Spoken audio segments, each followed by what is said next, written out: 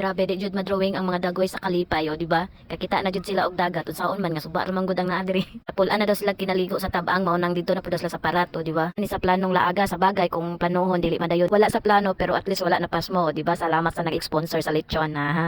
Grabe si Gabin, di na naalos wawa diya sa tubig. Di ba nindot kayo kay kusog ang balod. Lingaw kayo ang mga bata ug ambak-ambak sa balod.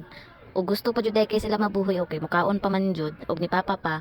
Ang luoy daw lang taon kaning nagkaon kay gusto pa daw mabuhi. Ha? Unsa daw? O di ba? Ikaw sabot. Sa tinuod lang malanggas lang biya jud ang dali-dali nga maliguan kung gusto tag dagat kay mao lang jud ang duol-duol diri sa tua. Bisan og puno ni og bato diri daghan biya pug mga ligo. Maura man gud ang duol, wala pud siya bayad. So krudo na lang or gasolina ang problemahon, di ba? Pero ang duha wa jud nagpatunto unggoy ra gihapon basig naa na og daplig dagat. Pero syempre nangaligo mi dili pwede nga dili mi makatugsaw sa tubig nga paratchar. Mga inatay biya daw na sila o ina na tatay pa, di ba? Mga siya na all kayo, o inyong bana mabantay bata.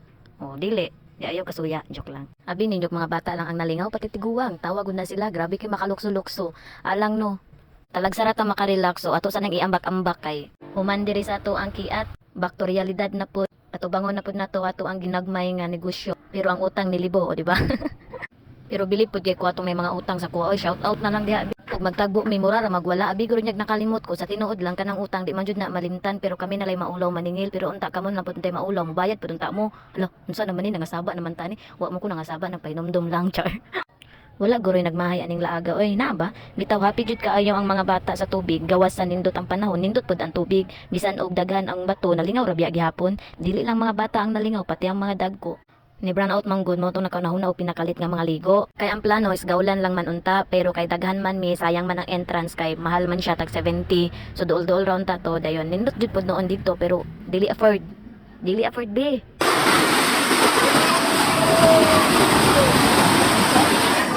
Ay, yung istana na eh.